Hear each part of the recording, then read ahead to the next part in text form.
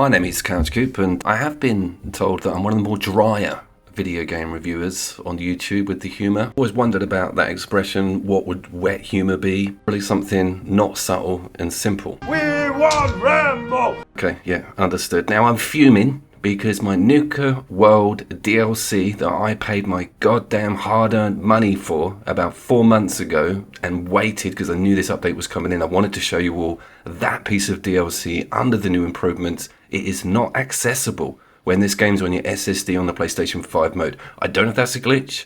I want some feedback from it. I'm absolutely devastated. I've got to play base game. What I am not devastated about is the stability of this patch over on the PlayStation 5. You may have seen my PC review of the patch and it ran at 1080. It had it at 60 frames per second and we had that texture pack downloaded, the extra texture pack.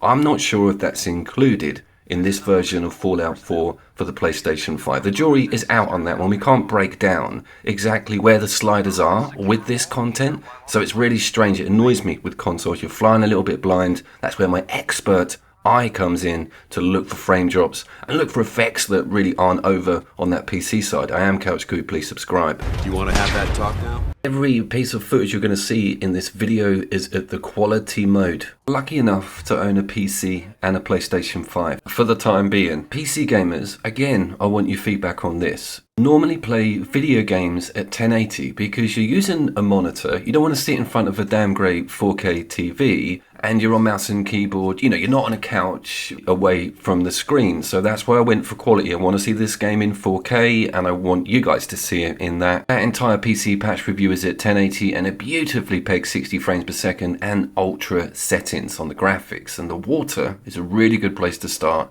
to see how much they've actually done with this current gen patch update. Are you going to do a split screen water comparison PC to PlayStation 5? No, I'm not. We're at the 2-minute mark and people probably left already with that ridiculous humor intro. Attention, Ferrum Squad, report to debriefing.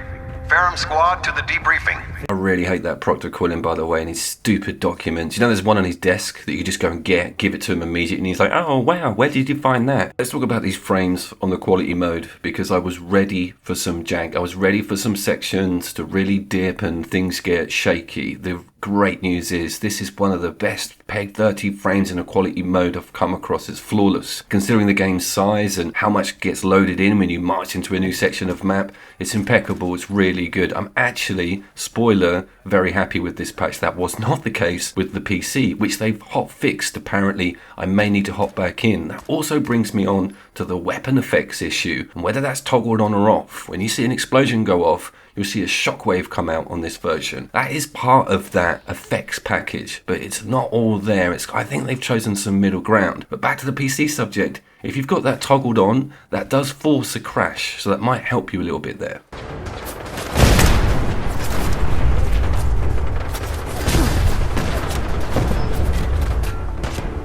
Fallout 4 with this current gen patch, that's another thing I want to cover, is developers or larger software producers, publishers, still call in current gen, next gen as like a sort of tagline, a sort of attention grabbing. It's been out 4 years, the PlayStation 5, and they're going to roll out the Pro, which I'm not getting involved in. You've got to be joking. They haven't even put enough exclusives out for that base level machine to make people want to invest in that. That also brings me over to no exclusives being left on the PlayStation 5 anymore. Not including Astro Bot in that conversation. There's Stellar Blade, which I'm about to get to. And let me give you an update on my situation and explain what's happened with the PlayStation 5 and myself. I've just got it back on site. If you aren't aware, I've just gone 8 weeks without it. And as a content creator who specializes in a lot of Sony games, you'd probably think that would be a complete disaster. But that brings me on to the previous point. Everything I could access through the PC, and I think my regulars just coped with the situation. Why did you not have a PlayStation 5 for 2 months?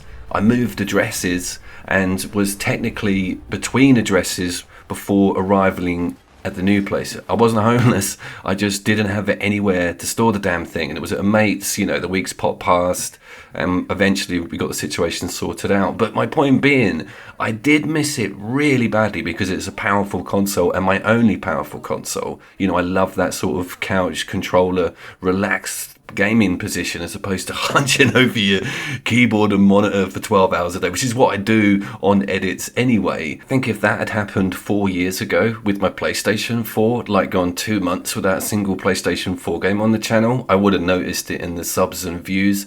But it's been okay, and thanks so much for the support, guys, for sticking with me through that. Everything's going to get back to normal, and hopefully at the end of the month, with all the revenue that this channel generates, that more of that great dry humour, I should be able to get a few more PlayStation 5 games, or a few more newer releases, because there aren't any PlayStation 5 games.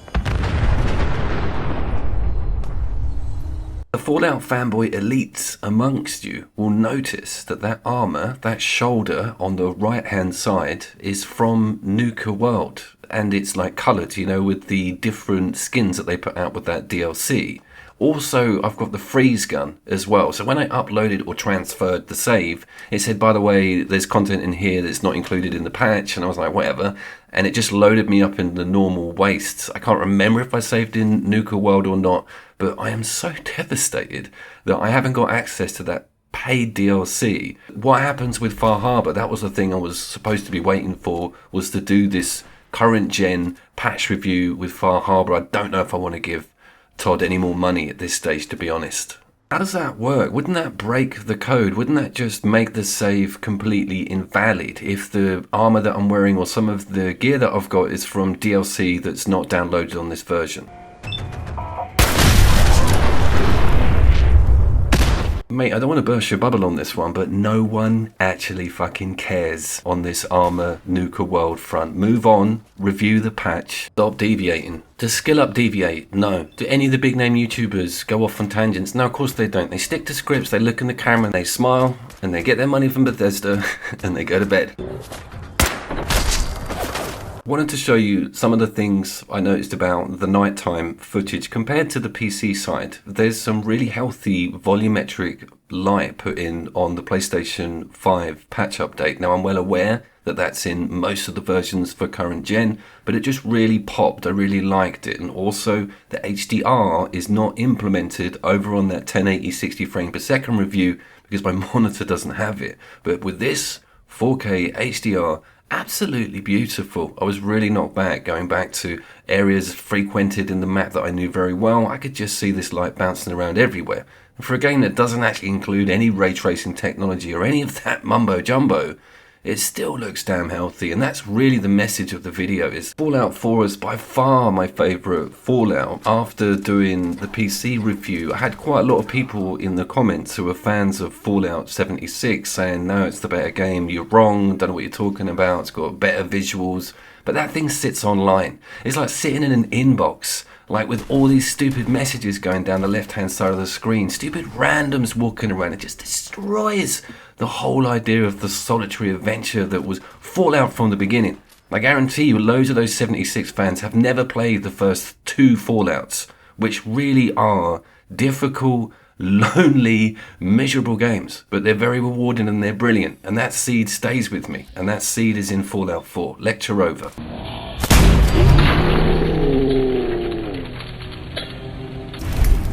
I wanted to show you some of the interior stuff. There is a little bit of interior jank. It's quite difficult with the VATS, I think, with the camera swing round to always get it right. But some of the smoke, the depth on it, when you blow something up, seeing that against the light is just totally cool. And yeah, I took Tower Tom's outfit. Tower Tom's outfit, bar some of the power armor, is one of the more badass looking sets in the whole game.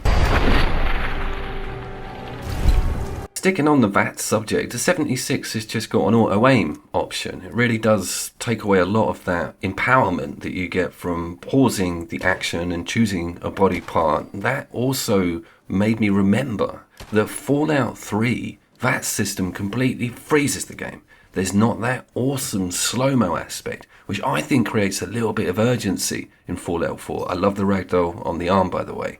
And that's super important to me. VATS is the selling point, the slowdown, the tactical aiming is one of the major parts of why I love the modern Fallout franchise. To have that weird auto-aim thing put on because the damn game cannot meddle around with time because it's always online, I felt was a detraction. Alright, I think we're going to be rounding off now. I did want to say that Fallout 4 now plays like a 9th gen video game. Absolutely amazing.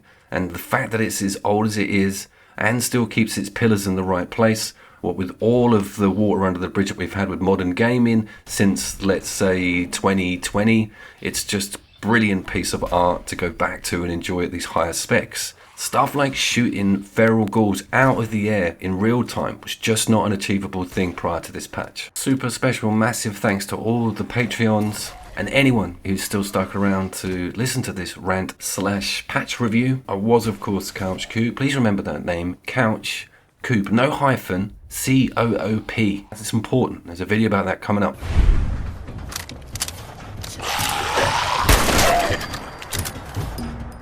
No, no.